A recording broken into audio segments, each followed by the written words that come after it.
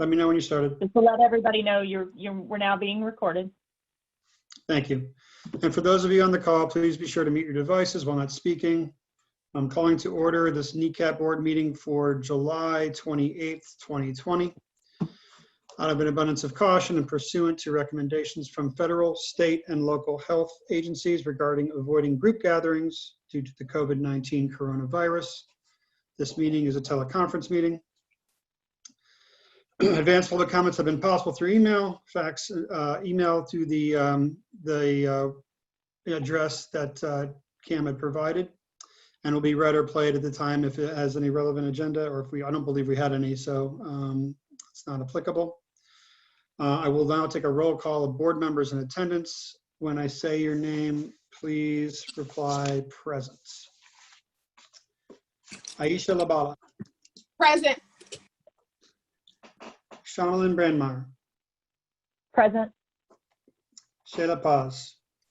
Present. Brian Rossman. Present. Joe Woolley. Present. And Chris Singleton. Present. I'd also like to acknowledge the other non-board members, Rachel Kenyon, Cameron McCaslin, and John Ferguson. Present. The board now must vote on the record that the COVID-19 pandemic requires us to hold a telephonic meeting as permitted under the governor's executive order number 16. Do I have a motion to hold an electronic meeting? So moved. Yes. That was Aisha. Yes. Do we have a second? Brian Rossman will second. All right, now I need to do a vote. So when I call your name, please say yay or nay as far as agreeing to have the meeting via teleconference. Shonalyn Brandmeier. Yes. Shayla Paz. Yes. Aisha Labala. Yes. Brian Rossman. Yes. Joe Woolley. Yes. All right. Okay. So now, let's see. That was the motion. So now I need to take a roll call of the votes of the motion. So when I say your name, please unmute yourself and respond yea or nay. Shonalyn Brandmeier. Yes. Shayla Paz. Yes. Aisha Labala. Yes. Brian Rossman. Yes. Joe Woolley. Yes. Okay. So with that, we are officially into the teleconference meeting. I did send over on Friday the minutes from the last meeting, as well as the agenda for this, also including the financials. If anyone, I'm hoping everyone had a chance to review the minutes, but if not, please take a moment to do so. And when you are ready, I will take a motion to approve.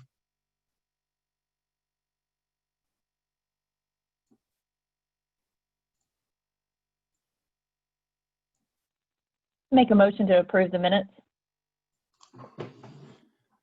Do we have a second? I second. Okay, gonna run down the list for yay or nays again, starting Shonalyn Brandmeier. Yes. Shayla Paz. Yes. Aisha Labala. Yes. Brian Rossman. Yes. Joe Woolley. Yes. Okay. Also included in the packet was the financials. Before you review and approve, do we have any comments about our current situation? Rachel? Nothing, everything's exactly like it was as far as the very few things that we're paying out. The bank balances today leave us approximately 3 months worth of surviving if nothing else came in at all. That's where we are today. And then the reports show through, the reports nicely rounds out our fiscal year. So happy to Okay. field any questions. We're going to get into this actually in a few minutes, but if there's any other questions, yeah. And let everyone a few more minutes to take a look at it. Once you had a chance to take a look at it, I'll take a motion to approve.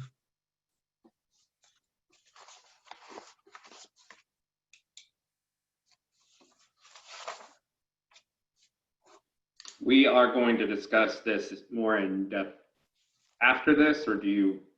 So This we is going to be part of our group discussion. You're just looking for approval of this. Move to approve. We have a second? Second. All right. Going to run down the names again. Shauna Lynn Brandmeier. Yes. Shayla Paz. Yes. Aisha Labala. Yes. Brian Rossman. Yes, sir. And Joe Woolley. Yes. All right. So with that, a few updates. First of all, I'd be remiss, congratulations to John Ferguson on his engagement. So please, everyone. Congratulations. Thank you, Tyler. Appreciate it. Congrats. Thank you, guys. Congrats. Thank you. All right, so since the last meeting, we have completed the Dugas Family Foundation application that was completed last week. The request amount was for $40,000 in operational costs. We did provide them the new online proposed courses, in addition to the previous in-studio programming for We Foster Film, pursuant to the fact that we do not know when the studio will reopen. They are meeting at the end of August, and we will have an answer for that the beginning of September. In addition to that, we have also found out this is going to be something we're going to apply on August 1st. There's going to be additional money provided from the state. Governor Lee has decided that there are going to be $150 million available to grant administrators for potential 501c3s that are applicable for things of related to the COVID-19, including workforce training and other different educational aspects. So I'm not sure that application, what that actually looks like, but that's coming down on the 1st. So we are going to put in an application for that. I'm sure that's going to be more DHS related, but still, I think with the benefits that we provide to Middle Tennessee, we are able to apply for that. So we'll be putting together a grant request for that. That's August 1st? That's when the applications come down. Okay, thank you. Do you want discussion on that now, or? Yeah, we can talk about it now. So what's interesting is that you spotted it, and I'm not sure who spotted it. Props for whoever did. I thought of NECAT when I saw this, because we're looking at the chamber possibly applying for some. It is going to be very technical on who you're reaching, how many people you're reaching, what the training or the development, professional development or resources are that you're giving them. It's all got to be tracked. So right now they're putting out they're giving it to people like United Way and other people that are going to then distribute it. We would have to find one of those that are going to distribute it, knowing that it's this grant money, and apply for it under that. But the program needs to be very built out. What I'm seeing personally and what I'm hearing from other nonprofits and service providers that are going after this money is getting your plan built and in place to apply, because it's going to be a very short runway on the application and then them selecting. So we need to be figuring out this week who we would reach, how would we target them, what would be the payoff for the grant for them, for if it's workforce development, if it's training on this, if it's educational information and programming put out around COVID, but that all needs to be happening now, or we won't be able to make the deadline for submission for the grant. Does that make sense? Yeah, my understanding was basically on a first come, first serve, and specifically to your point on educational and the ability to provide those kind of services. So we did something similar when we were talking about the online courses and our application to the DeGoff Family Foundation. So Cam and I will be working, building that out a little bit more specific. And again, since it did come down last week, I think it came down last Tuesday, the announcement from the Center of Nonprofit Management. That's the email that I got where it came from. So yeah, we'll see. I mean, it's the hopes are that we can get something, but I mean, this is more, I think, a Hail Mary than anything else. I think so too. I just want to be clear with that it really is looking at programs that are already existing and have already been doing in a way to refund those that have been, the car's been built and it's running down the road and we're giving it more gas versus creating a new car and starting it up and hoping that it drives, to use a bad metaphor. So I just don't know how good that possibility might be. Yeah. Yep. Understandable. So with that though, I think, Cam, we should probably have you do your report now. Sure. Like Tyler mentioned, we completed the DeGoff Family Foundation grant request this past month. Everything felt good about that. I do feel like a lot of what we prep for them may help us going forward. Right now, we're looking for any way and every way to get money in. So I would ask all of you, if you see any other type of grants that we can apply for, keep throwing those across my desk just so we can, stay at that. On the 31st, here in just a couple days, I have a digital meeting with teachers from Hillsborough High School, really just kind of trying to rework our ongoing plan with them. What we kind of know at this point is we don't know when we're going to be back in the studio, and we don't know exactly when, even if the kids get back into school, if they're going to be able to come visit. From everything that I'm hearing, they're not going to be doing any kind of field trips. So our plan is to try to take what we had been doing at the studio, shift it over into a digital resource for the teachers. This is going to be a conversation with them to kind of see what they think will work, what we can provide on our end, and just see if we can put something together that'll work in the same 2-day sequence that like we were doing last year. It would move basically where we have been doing it the first semester of school previously. This would probably not happen till the second semester of school, but it gives us a little bit more run-up time on that. It's still the same class year for them. It's funny because we run in a January 1st to December 31st calendar year. Schools don't run that way, so we're just trying to make that all kind of work here. Me and Tyler had a phone call with Ted Crockett, formerly of the Nashville Film Festival. He had some really good ideas about things we could be doing to raise money, just trying to give us a little bit more just help and direction, I guess you could say. I know Shauna also has been talking with a lot of other nonprofits about trying to do some partnership things that would be beneficial for all of us. She could give you a lot more details on that. But right now, I'm just reaching out to people, trying to get advice and trying to find things that we can do. One of the things that I think that we should be looking at right now, as far as, and Tyler may want to discuss this more whenever we get into our opportunities to raise money, but I think we should probably set up a NECAT page for Patreon. We have a really good setup going on our website, but kind of one of the things that I know is people are on the Patreon website giving away money all the time. To give us money, they have to go to our specific NECAT website, find our PayPal thing, and set it up. I feel like if we had it over there, we may get some people from Nashville who otherwise would not have donated to us.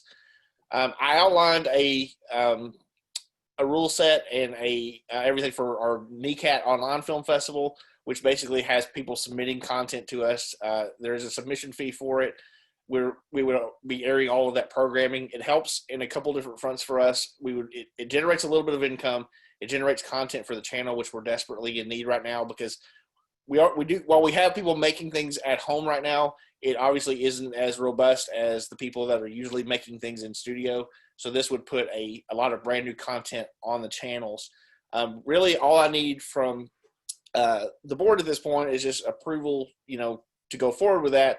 And we just need to set a date. From the time we set a date, it's about a 45-day turnaround from the launch until we actually are airing stuff on television. So I sent out my initial thing to Shauna. She overlooked it to make sure that all of my I's were dotted and my T's were crossed. And I sent that out as well to Willie and Shayla, who both have worked with some film festivals in the past, just to make sure that it was all on brand for everything else.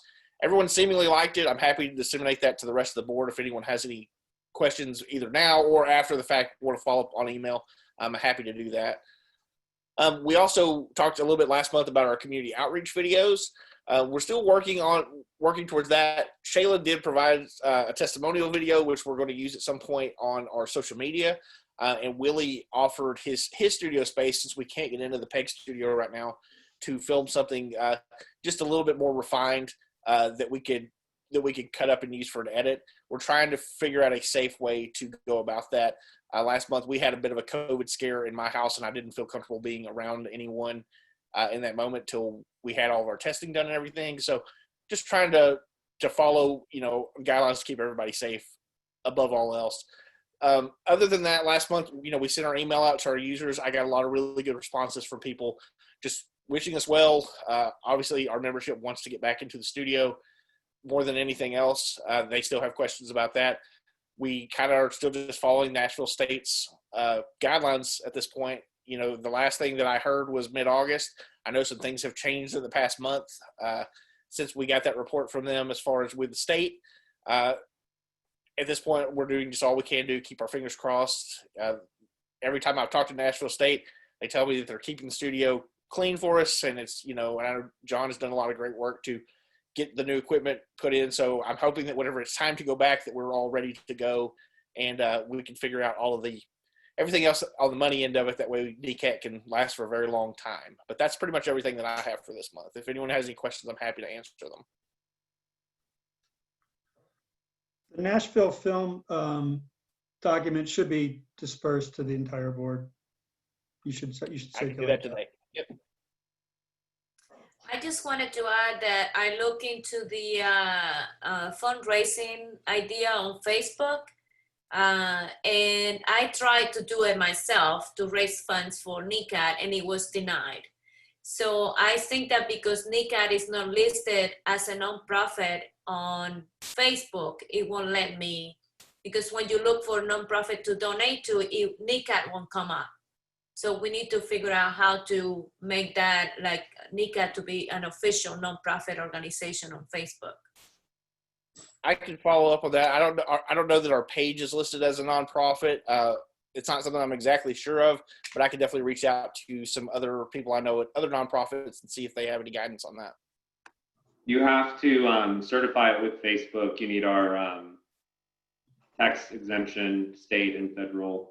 You plug all of that in. It takes about 30 days to do everything, and then they'll list you as an official nonprofit. Then you have to link your bank account and everything to it to accept donations. It's a whole process, but yeah, if we're not listed as one, we should be.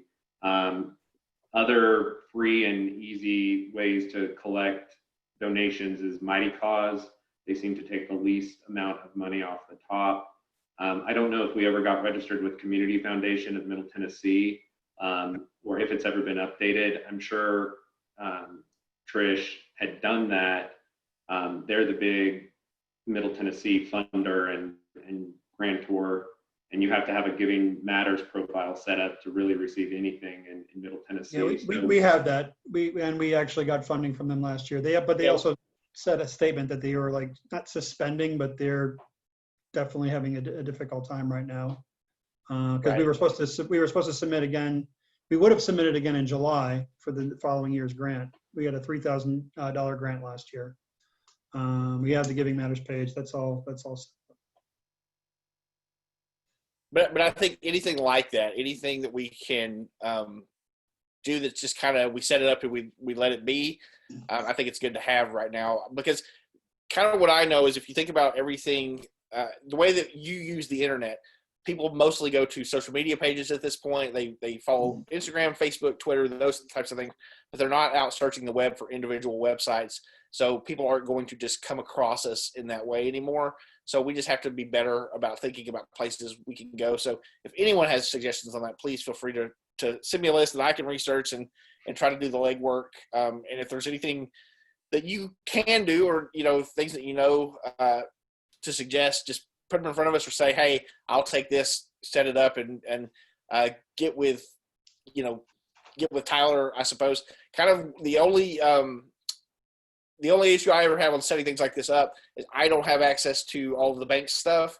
So it's one of those things where I think Tyler and Aisha are going to have to be touching on that as the treasurer and as the board chair just to make sure that we're getting everything where it goes on the bank stuff.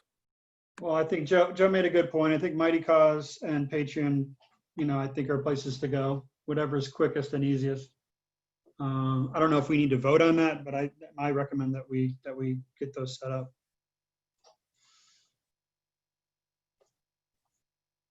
Any other questions for me?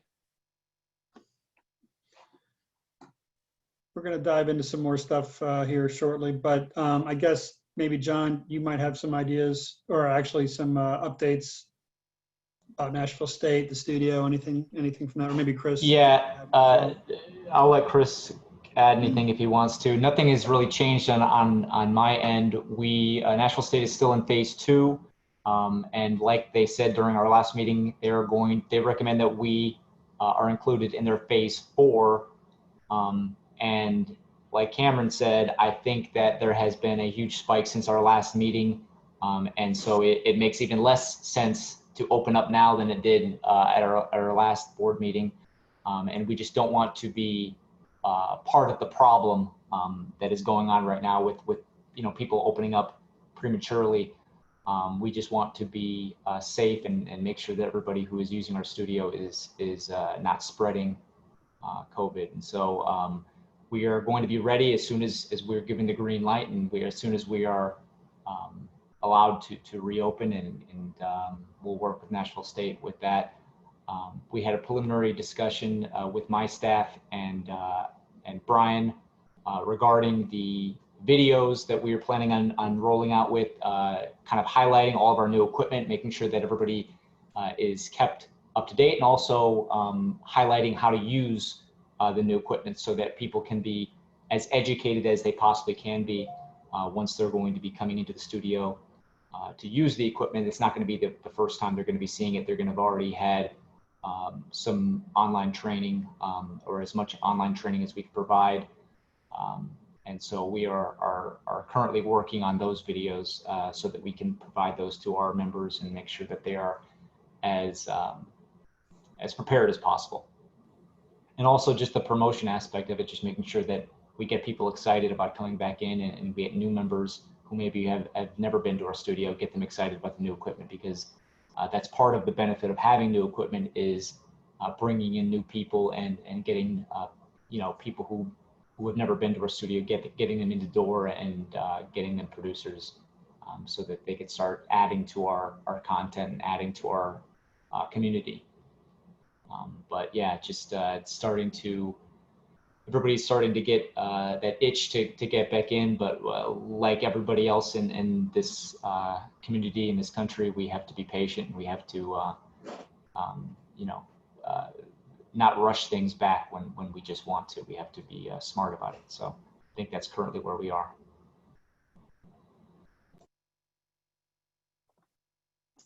Okay, so with that, I think it's time to have some group discussions. I know we kind of touched on this from Cam and yourself, John, from the agenda, but we're talking about fundraising initiatives.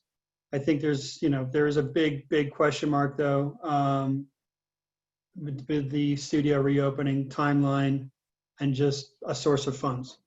So we need to have a contingency plan in the off chance that we aren't open in the next 60 days.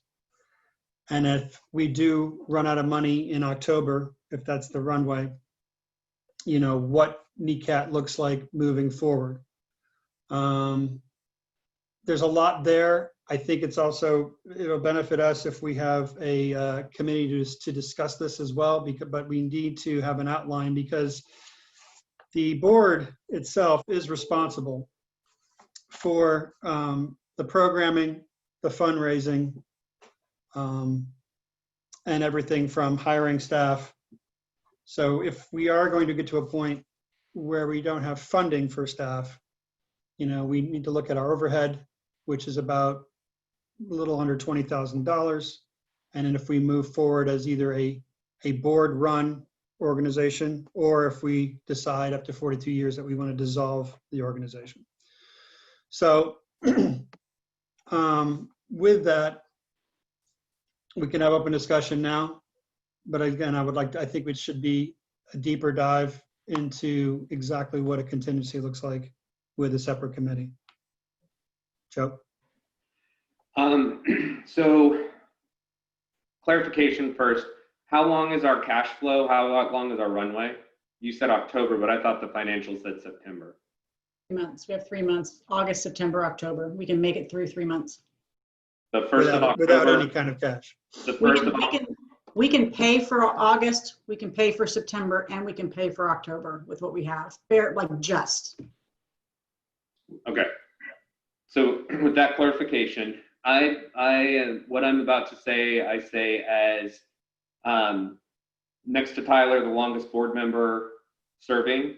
So with some history and context there.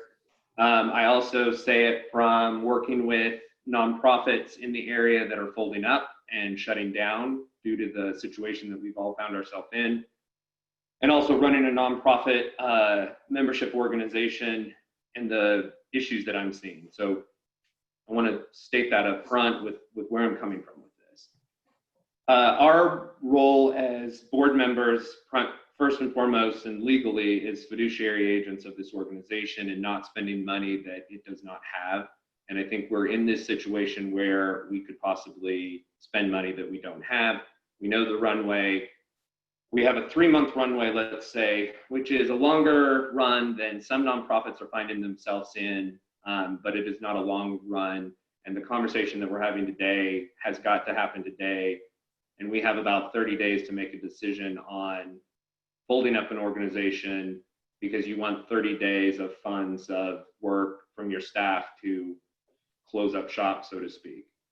And that's where we're at. And it's been a long path to get here, but I will say that this path, this road was in front of me when I joined the board 3 years ago. This organization, and I want to first thank the staff and the work of Metro. And this is not to say that this is your fault or failure in any way. I commend your work, and you're doing, you're working as hard as you can to make this happen.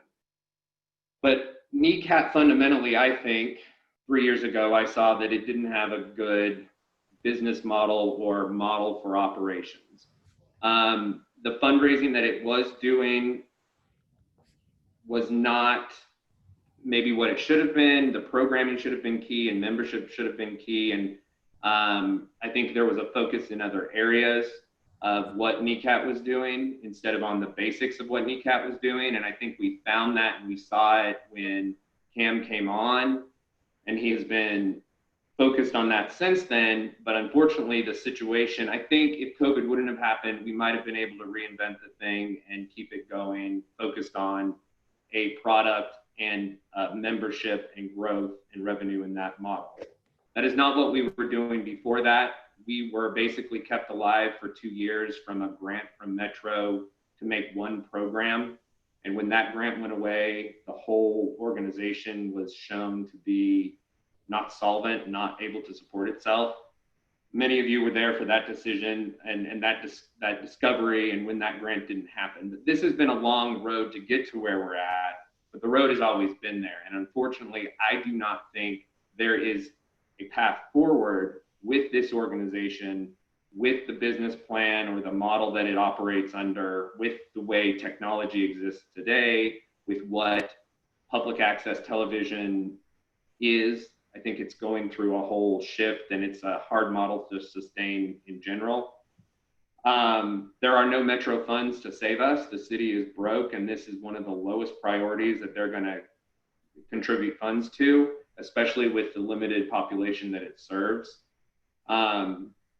And I think from COVID to so many other things, we are not going to be able to raise money. We haven't been able to pre-COVID for a number of reasons. We're definitely not going to post-COVID. The strongest nonprofits out there are having problems fundraising. Organizations that serve thousands upon thousands of people are not able to make their point and find money to serve those people.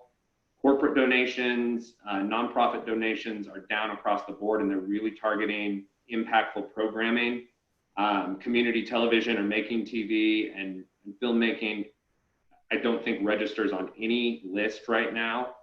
And that's just the world that we find ourselves in and the cold hard facts that we find ourselves in at this point. All of that to be said, I think this organization, we as the board, have got to talk about shutting it down completely, folding up NECAT. I did not join the board when it was brought to me 2 mayors ago to run an organization like this, the nonprofit arm of this. I think this organization is a very big oddity in the world of nonprofits, where it's quasi-government, quasi, nonprofit. Who governs us really? Where do funds come from? Fundraising, like, it's just an odd setup in general and has some issues. And I also think then in our conversations with this, so we as a board, as a nonprofit, say we can't sustain ourselves, we need to shut down properly. This will also trigger a big thing with Metro, that they have to look at the ordinance that created NECAT, and they have questions they'll have to answer and processes they'll have to go through. And I worry that pushing this out another month, or definitely 2, we need the longest runway we can have to dismantle this thing or shut it down, because it's going to involve Metro, it's going to involve us voting and doing this, and then a cleanup, so to speak, of shutting down, of folding up shop. So that's my background and my opinion, and we can continue the conversation from there. But to all of you that have served as board, to the staff that we have, and to the Metro liaisons, again, none of this is your fault. This is something that we're all working in. I think the blame goes way, way back, and I don't know if there's really even blame that we could place. It's just, I think, a flawed organization or structure or identity for a long, long time, and this is finally the end of the road for it. So. Thank you, Joe. I'll open it up. Go ahead, Shayla. I understand your point of view, and I do not agree. I think that we should not dwell on the past. The past is past. We just need to move forward. And there are a number of ways that we can help this organization move forward. And this organization is part of Metro, and Metro has an obligation, I think, to save a community access television channel, because it's there for the community for a reason. So we should not be thinking about shooting it down. I think that we should be thinking of ways to save it. That is Gift Up. Gift Up, we can sign up for it. And then you can put the link on Facebook and on the website and everywhere. We can promote that across social media for people to donate to the station in exchange for, a class, whatever. We need to be thinking about how we can continue providing the services to our members by doing class via Zoom, even if it's from the living room of Cam's house or whatever. I think that we can also teach about how to use the new equipment via Zoom, have the specs, and then later when the studio open, have a continuation of that same class, so they can have hands-on experience instead of canceling it altogether. We also need to work a little bit more on the business plan and incorporate new ways to bring money in. I think that's my opinion. Why isn't there a hybrid option where we don't necessarily have to shut down, but we obviously can't continue as we are. What happens if we just, as an organization, say we need to go dark for a couple of months, figure out how to take care of CAM while we figure out what to do? Because until the pandemic sort of moves to a next phase and we can reopen, there's not a lot we can do. And I don't know if there's a way for us to just sort of hit pause for a couple of months while we do that, so we can conserve cash. So when we do need to launch back up again, we have some runway to get things moving again. I mean, there is the option of a board-run organization, but the amount of work, I mean, I'm not sure. Cam, one of the things that I asked him to do is to kind of detail the actual day-to-day duties. I mean, there's a lot. There's every single piece of content that comes through has to be reviewed. Every single channel has to be programmed. All the different websites and things have to be admin. I mean, there is a substantial amount of work there. It's why we have him as an employee. Now, I'm not sure. I know, like in the case of Denver's studio, I think they outsourced a lot of the content because their metro, again, is not allowed to decide what can run and what should air, how it runs. I mean, there's different ways of doing it, but the ultimate responsibility falls to the board to run it if there is no staff. Now, if we wanted to, as you mentioned, shut down, I mean, part of the thing that we did with the PPP, which is now about to run out, was to make sure that we didn't furlough and we didn't, lose our one staff member. But I think, again, it's why it needs to be discussed more. It probably needs to be discussed in depth with what the actual duties are, because I see both your Joe and Shayla's point as well as yours, Brian. I think there may be a middle ground. And as we're waiting, if we get $40,000 in operational costs at the beginning of September, we've extended our runway, but there is still the ongoing need to develop these revenue sources from a sustainability standpoint, right? So it's definitely, yes, Cam. I just want to say too, I can see both sides of this. I think Joe is absolutely correct that the way that the model doesn't work right now. I mean, it's like we did a great job this past year, myself and everyone on this board included, in making sure that the people were using the studio, we were getting new things done. But what I think this pandemic has caused me to realize is that NECAT as a organization doesn't need to be fully dependent on the studio being open. We should have other programs that aren't simply, come to the studio, let us teach you how to make a TV show. We need to be doing other things in there. Obviously, we only have a short window to make that happen right now, whether the $40,000 grant comes in or not. It's something that we definitely would have to be thinking about. So I put that to you. I mean, I'm here more than anything to be the voice of the members, to hear what they're saying and tell you what they want.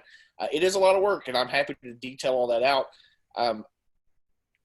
I think that public television is important. I think that it gives a voice to people that otherwise wouldn't have it. I think there's so many different people that walk through the door that I meet that would not have the jobs that they have had they not started in making public television. It has helped numerous amounts of people. But like Joe was saying, it is still a small percentage of people, whatever you're talking about the actual number. So we have to find better ways to track that. I think it's worth saving. I agree with Shayla. There are things that we can do, and I think it's worth, trying. But I don't know the exact path forward, because had we not had all of this happen, I think we would be looking at a vastly different NECAT this month, something that had grown a lot in the past year. But we're at where we're at. We've got to find a way through it at this point. Mm-hmm, mm-hmm. Yeah. Chris, you might know this better. I mean, if we dissolve the whole board and the NECAT as an entity, That's crazy. the stations revert. Do the stations go away, like back to Comcast, like the actual bandwidth? What happens if there's something if there's not an entity in place to do the programming, do the content clearance, and all the things that NECAT as a organization is in charge of? So, the way it's all laid out is the government cannot decide what goes onto the channels.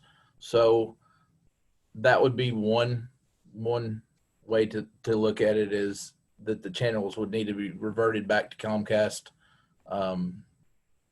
for, you know, whatever they want to do with it. I'm not sure that's what even Comcast would want to do.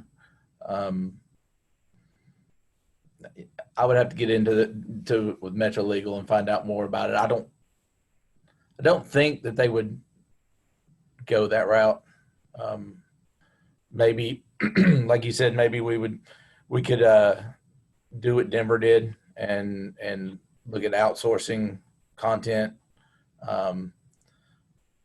But essentially, it would need a board to approve that, you know, because we can't. Metro cannot do that. Right. And Chris, we've talked about this in the past. This isn't the first time we've been in this discussion. And that's been the thing of really Metro. We've always asked, I think I formally asked in a board meeting last year, a formal request. It was after Trish left, before Cam came on. Because I've always, like, in the back of all of our heads, guys, I believe in NECAT. I've joined this board because I do. I don't want to see it end either. But we as board members have a duty to do this. And we've talked and talked and talked. Some of you are very new. Some of you have been here a while. Again, Tyler, I'd love your historical opinion on that. And then also the staff that's been here the whole time.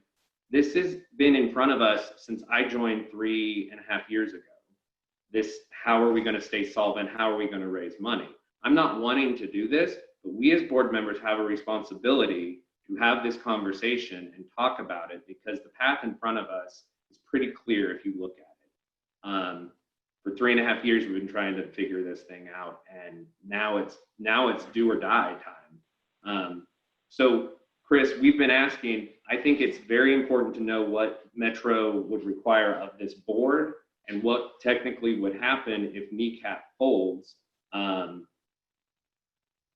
have Metro Legal Opinion bring in everybody that needs to be involved in this process and have input in this. Now's the time. We have 2 months basically. So I don't think I would have to go with legal and see if NECAT could officially fold. I think changing the model is absolutely what needs to happen, or would need to happen, in order to keep it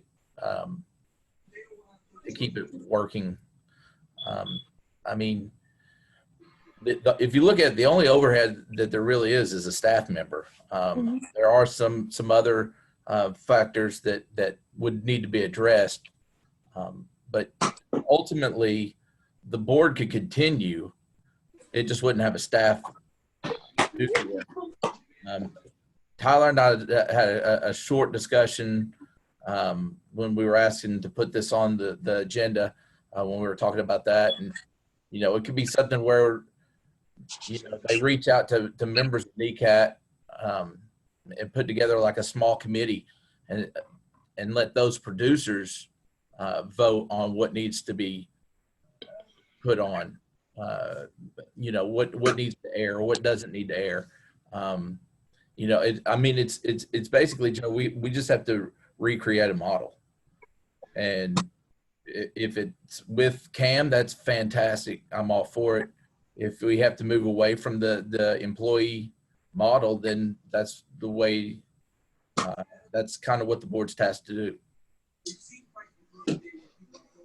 I personally think that dissolving NECAT shouldn't even be on the table if, you know, you all have been trying to deal with this for the last couple of years. Then obviously it was like the plan that was set up probably needs to change if, you know, it hasn't been successful. Or like he said, the model. You know, we're experiencing this pandemic, and we shouldn't allow that to cause us to make hasty decisions. You know, we have a new mayor, new people have been elected to the council. Maybe that's another option. Looking at other things such as fundraising. And, you know, NECAT is important, even though it's small, it's important to a number of people. So I don't think this decision, you know, we should just make a flippant decision like that and start going as if this needs to, you know, right now saying talk to legal and all of this as if this is going to be the case. I would definitely say we shouldn't make any decision without talking to the members that are invested in this, that have put money in this, that have come to the classes, that have programs on. You know, they should have a say in this. Maybe they even have some ideas how to keep this going. So, you know, even though we may not be making programs directly, they are. So I wouldn't just make a decision like that lightly, out of respect for the people that really enjoy NECAT and appreciate it. Thank you, Aisha. Tyler, I have just a couple of things. I think a committee to look at this, both, you know, ways to fundraise and what we can do, I think that would be good. I think we've kind of informally done that, but I think a formal putting that together where we really look at it. At the same time, I do agree that we need to reach out to Metro Legal and find out our obligations as a board. I mean, it would be great if we could do another Zoom call with them just to hear, you know, what our obligations are, because I think Joe's right. We do have a fiduciary obligation based on the charter and the way we were set out. And we just need to make sure that we're following all of that. That's always a good thing for a board. So maybe just an education of us, if we could find somebody at Metro Legal that's willing to do that and spend some time and go over that. Just knowing that as a board member is always helpful. I think one of the other things, as Cameron mentioned, I reached out to some nonprofit fundraising people that I know and had a great discussion with a pretty reputable arts nonprofit fundraiser, and her suggestion was about an advisory board specifically about what we do and how we fundraise during COVID. And she had a lot of great ideas of things we could do, of partnering with other nonprofits who are all in the same boat. As she said, the interesting thing that NECAT has that no other nonprofit has is 3 channels on television while everybody's at home. And her point was utilize that and partner with other nonprofits. And, you know, one suggestion she had was just an idea of food insecurity and what nonprofits work in that area of Nashville, and highlight them and work with them and do online fundraising that highlights them for a week or 2 and split the funds with them. So we're helping another nonprofit as we're raising money. You know, such as the farmers market, that's a great partnership. They're a Metro board as well, but they're also a nonprofit. You know, and there are others, but her point was getting an advisory board of 4 or 5, maybe 6 other nonprofits or people that are in that realm that aren't on our board, that don't necessarily know about NECAT, and asking them for one thing, and that's to make 2 phone calls to other nonprofits and say, hey, I think you need to do this. So I think there are ideas out there. I mean, she's willing to help us on that. So that's one idea, but I think if we had a subcommittee of how we do that, that might be a good thing. I think there are ways that we can do it, but we do still need to look at the model and say, is it working in addition to that? So just kind of some other thoughts from the board. Well, and I would also say too that, you know, fingers crossed and say we get $40,000 and we've got a little bit more runway, we still are faced with the fact that we're not raising money in the way that we need to raise money. We did create a business plan earlier this year that I think made a lot of sense back in January, but I don't know that it makes a lot of sense in a world where people can't go out and you know, so we need to totally rework that. And I know that people individually have been, you know, working on different sides of that. I think we do need more subcommittees and things like that, and people really throwing their weight around where they can in their part of the community. Whatever your expertise is, bring it to the board in a big way right now, because we need it. I don't want NECAT to go away more than just about anyone. Obviously, it's you know, my day to day. It's how I feed my children. But I want public access to be here for everyone, regardless whether I'm here or not. I want it to continue to exist. I've been invested in NECAT longer than I have been employed by NECAT. I will continue to be invested in NECAT even after I'm gone. So I just, you know, I want to make sure that we're looking out for our members more than anything else, that they are getting a say in this, but that we also have a plan for, you know, for every possible situation that we could be faced with in the next 3 months. I want to make sure that whatever happens, NECAT exists at the end of it. Tyler, is And the grant, is the money, the 40,000 is coming from where, local or from state? It's from the Dugas Family Foundation, and it's purely for operational, though it's understood that we would be continuing both online programming as well as in studio when the studio opens up. Because the governor allows funding for nonprofits, so we may be able to look into that. Yeah, and like we discussed earlier, there's going to be a fund. There's going to be a bunch of administrators of funds coming down. We're going to apply for. Again, that is a long shot. I think if we do get the 40,000, to Cam's point, we do have an extended runway. If we have the online capability of doing classes and doing things where we're not limited to studio, and to again get the exposure we need, we have a chance to continue on with staff. But I think, and also to Chris's point, I'm not sure if we can dissolve it. And I think, Chris, if you could find someone in legal to discuss, and maybe we could have a call in the next week. Also, Shauna Lynn, if you want to head up a subcommittee for with these discuss with these nonprofits and advisory board. I mean, again, I'm happy time to. is of the essence. And Rachel, I see your hand up. I'm just curious, you had said with the Dugas money that they would decide at the end of September, but do we know when we would get it? It's actually the end of August is when they're meeting. Oh, okay. So all the applications were submitted by the end of last week. They're going to have their meeting at the end of August and determine basically who gets what. So we should know that first week in September. Do they distribute the money though then, or do we have to wait for the cash? Because I mean, typically, talking to Pam Dugas directly, we could get it within the month. So it could come right at the time when we're, on empty. Also, remember, we have $2,500 set aside that we cannot use unless we actually do some kind of sports camp for the Preds. That money is being held in reserve in a savings account. If we cannot enact that, we have to give that money back.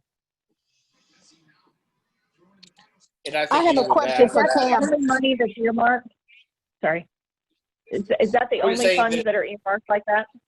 Correct. At this time, yes, that 2,500. Because the 5,000 from Ascend is they still have not distributed that. They were still determining how they're going to disperse their funds from earlier this year. But yeah, that we don't even have that in our bank account still.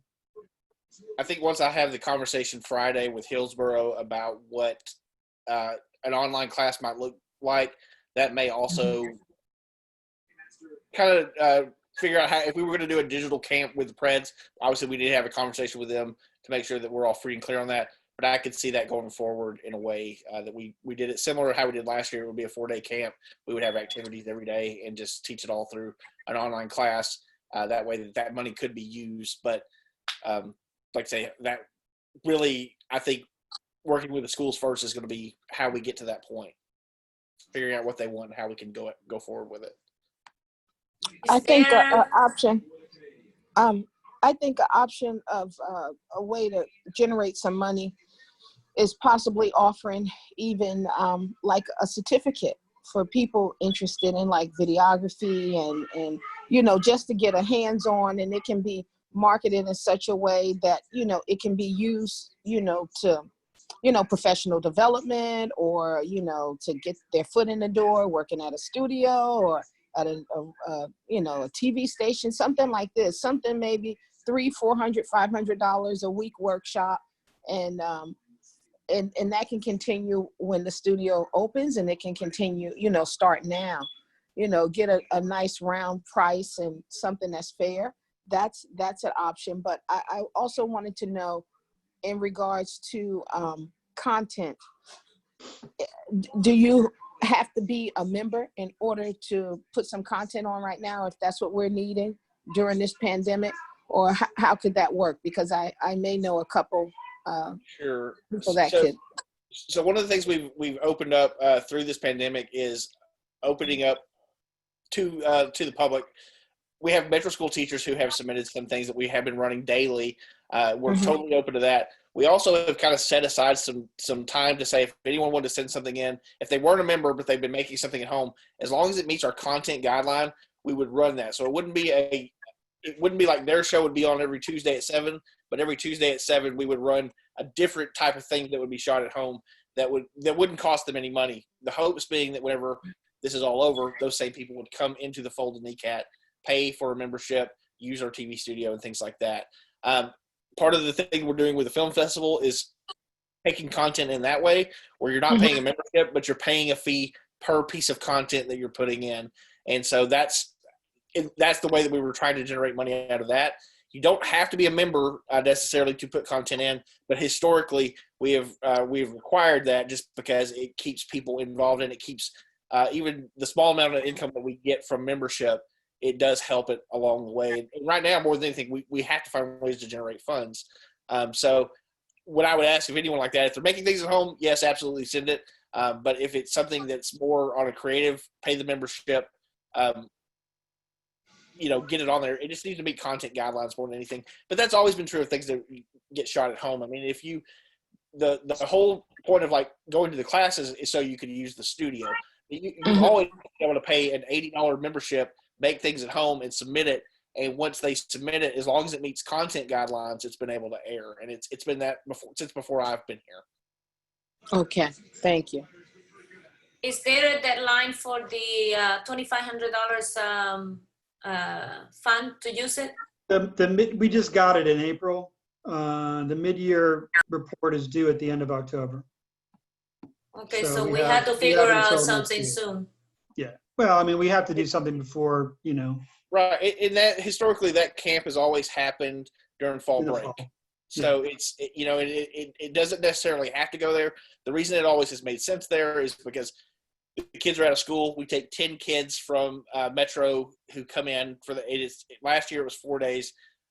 Basically they come in at 9 o'clock in the morning and they're there till 4 o'clock in the afternoon.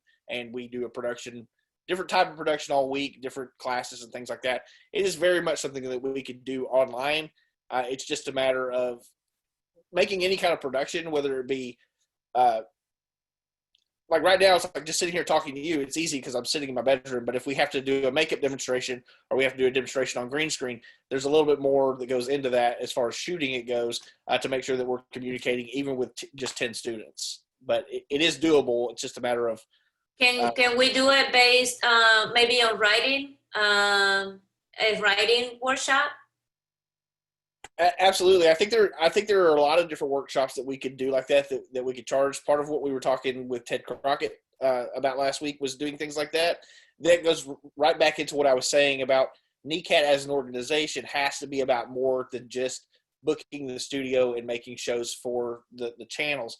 I think we need to be offering, more expertise kind of stuff, whether that's working with individual teachers and doing workshops, or I know earlier in the year we talked a little bit about doing some partnerships with Nashville State about doing some certificate kind of things, and we were set to talk to them before all of this went crazy, and that just hasn't happened. Obviously their plates have been full, as have ours, but again, that's what the world looked like 6 months ago. That's not the world we're living in right now. So we have to be looking at ways we can make money in the right now and things that are going to work going forward for all time's sake. But I do think workshops are a good way to go.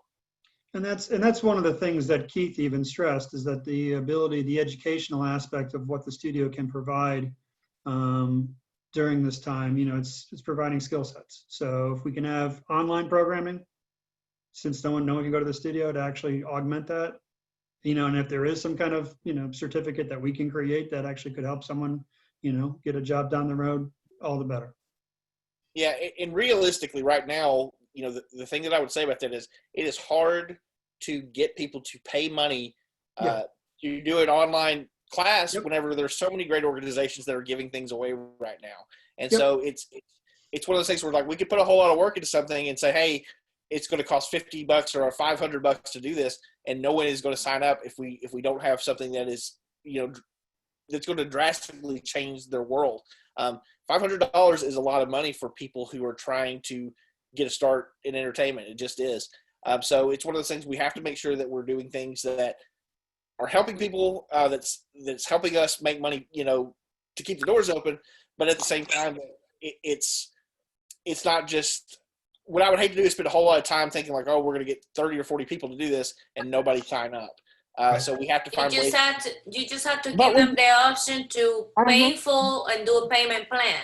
Whether it's 3 months, 4 months, or 5 months, and then to give them the opportunity to continue on learning, like Aisha was saying earlier, to continue in the studio later when it opens. So it's just like about giving them option and how we word it so they can sign up. We just need to keep them motivated to do so. I'm sorry, but on this point of bringing in more money, you all are not really, I think, appreciating that we have a finite amount of money to wrap this thing up. All of this would be great if we would have kept building the plan that we started in January and actually had a trajectory and a plan of how to build a sustainable revenue model and income model. That's not happening. And bringing in money from foundations, from individuals, from anything is impossible right now. For chambers of commerce, for organizations that are helping people feed themselves. Funding is not there and people are not spending money. They're definitely not going to spend money on a certificate or creation of content.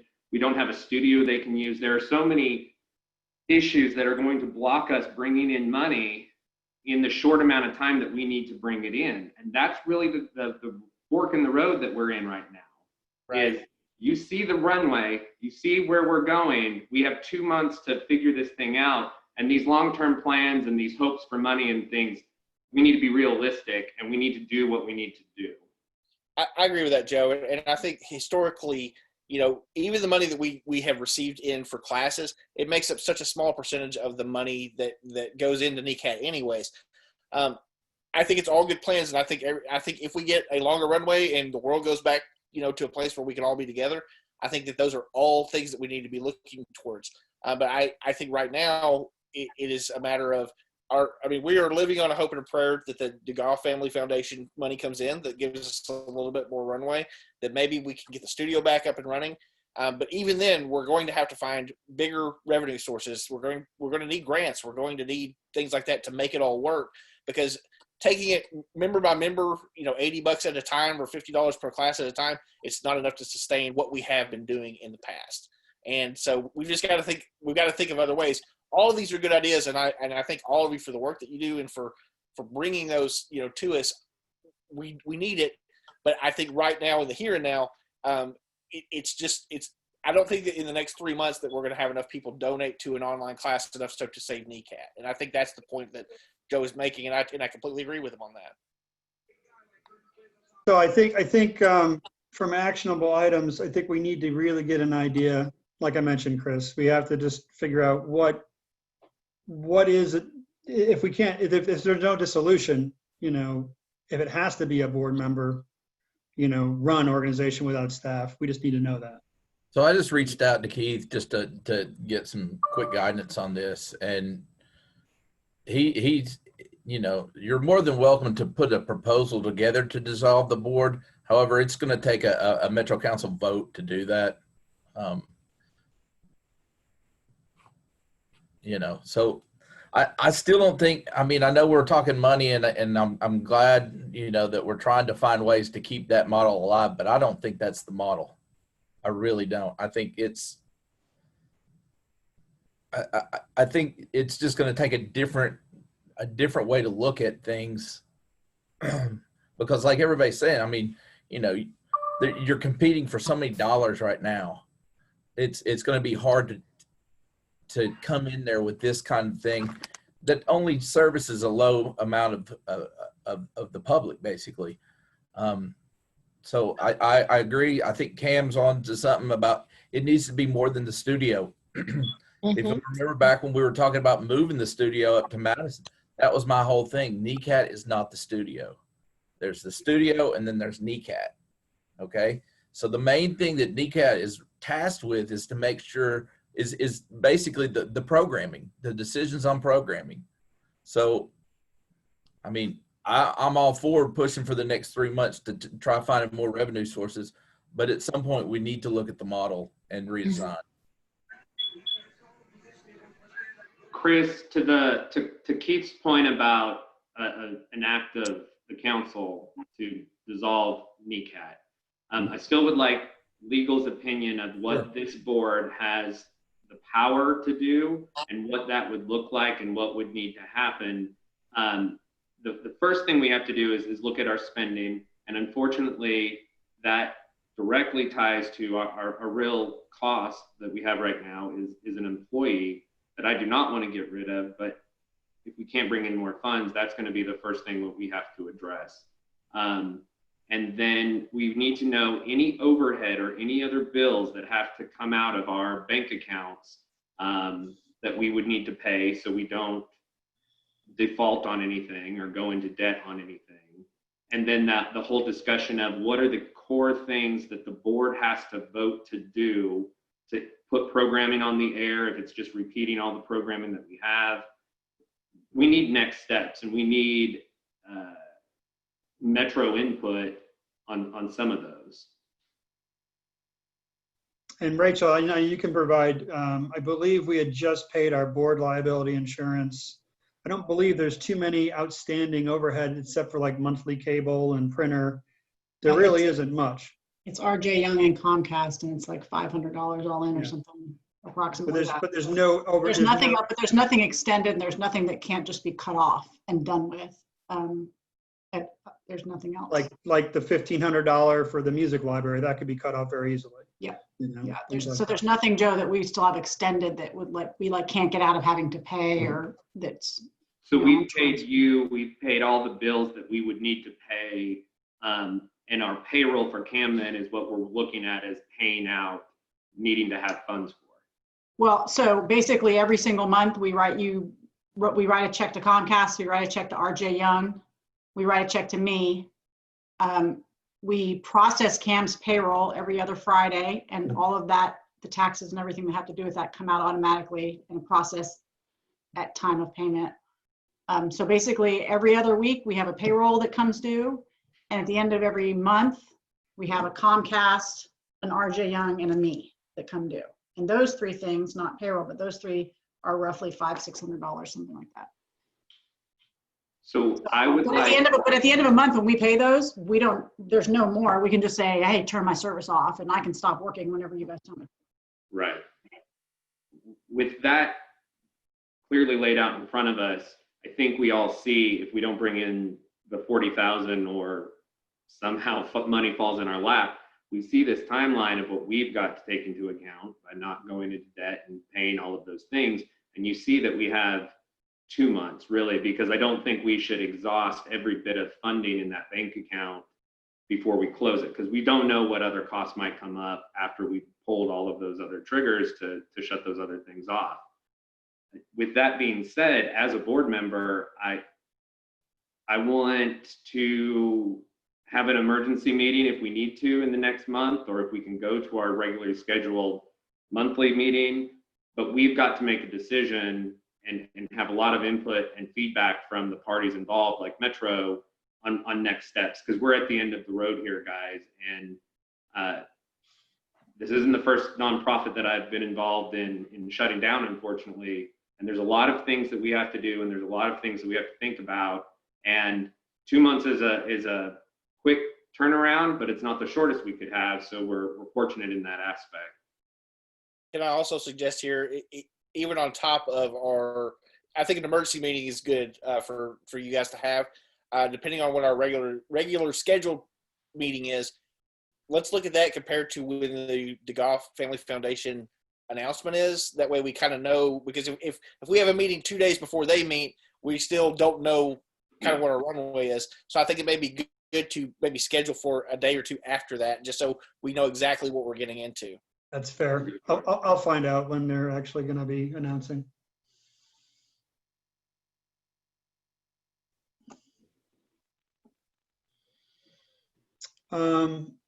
With that though, I do think it's important for Shonalyn to spear a committee, potential opportunities that we might have with those other nonprofits, if there is an opportunity there.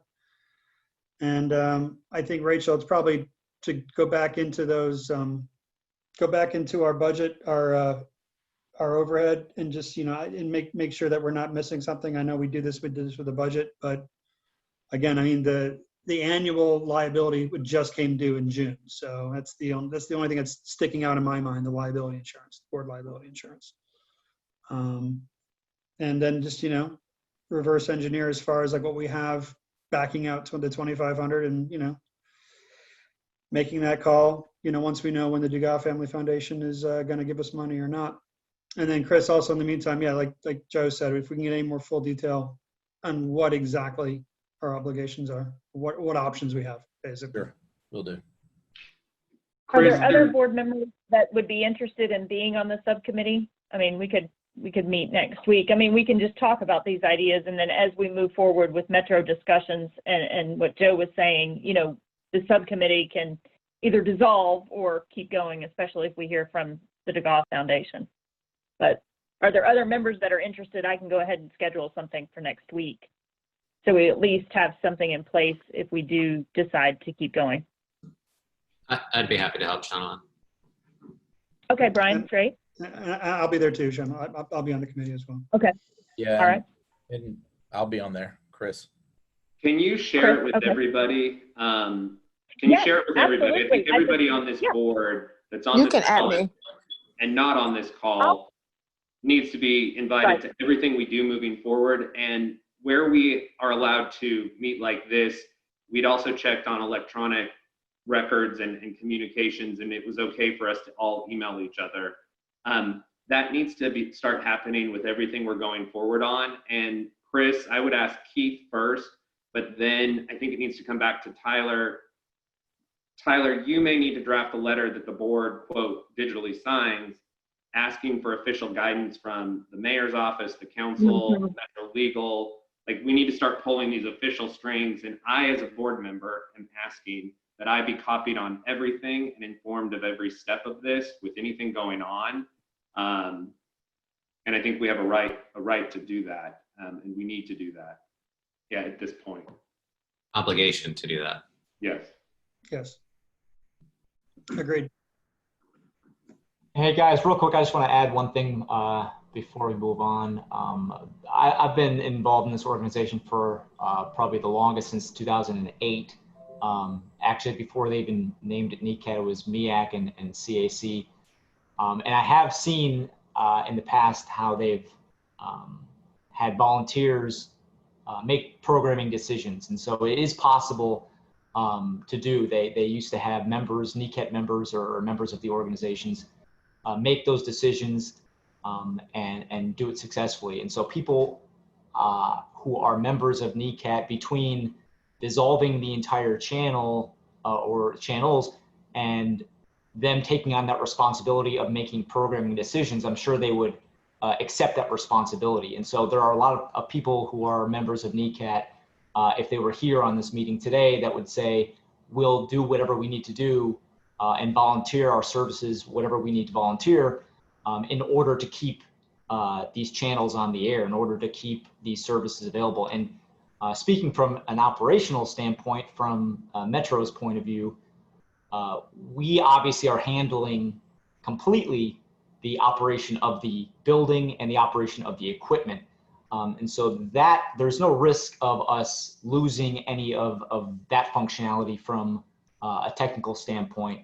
And obviously you probably, everyone already understands that, but I just want to make sure that's clear on the record, is that, that part is taken care of completely on the Metro end, as far as the equipment, as far as the operation of the equipment, and obviously as far as the studio is being run completely. And as far as the operation of the programming, that's something I've already seen in the past personally as being handled from volunteers. So that's possible to be done. Now, that being said, I think that NECAT is a stronger organization with Cameron as an employee. And I would put my full support in trying to do all we can do to keep him as an employee. But I also know that it's possible to handle the responsibilities that NECAT has from the programming standpoint with volunteers from NECAT's membership pool. So John, I'm not educated enough. Do you actually at Metro, do you actually take care of the broadcasting component of things? So once the programming is selected, you put it in and broadcast? Yes. So I've got, I have a staff of 2, normally 3. We had one person just recently quit because she got pregnant and had another baby. And so we're currently short-staffed right now, and we're in the process of trying to figure out when to rehire another employee. But yes, that staff is responsible for having full operation of the technical portion of getting the content out to Comcast, to AT&T, to all of the streaming services that we're on. And so that part is completely handled by the staff that's Metro paid. So they're paid by on the Metro payroll, so that you don't have to worry about NECAT paying for those services. Got it. That's helpful to know. Yeah. Okay, guys. Well, I'm going to send, since we are missing quite a few board members, I'm going to send a little recap out, basically not just minutes, but just kind of an overview of what we discussed, talking about next actions, and depending on, when we get a word on new funding from Dugas, if that happens, we'll determine when the next meeting is. But in the meantime, I would suggest, if we need to have a meeting prior to that, Chris, after you find out what you find out from Metro, or Shonalyn, if you want to, we'll send out the invite as well for subcommittee. But if there's no other comments, we're getting close to the end of our time. I was going to say, if there's no one else has anything to say, we motion to adjourn.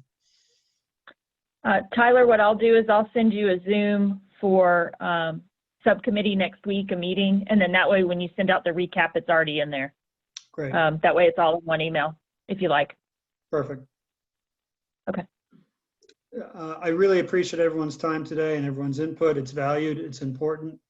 It's a critical stage for NECAT for moving forward. And if you think of anything in the meantime, please feel free to reach out to myself, to Cam, anyone on the board. And if that's it, again, any other comments? If not, I'd motion to adjourn. I just want to say one last time, I appreciate all of you and what you do to help me along and to keep NECAT running. I'm hoping for smooth sailing ahead, no matter which way it goes. So thank you all. Thank you. Cam. Yeah. Great to Yeah, see thank you, everybody. Pam. I'll make a Thank motion. you. All right. Well, with that, I think this meeting is now adjourned. Okay. Thank you, Bye-bye. everybody. Thank you all. Mhm.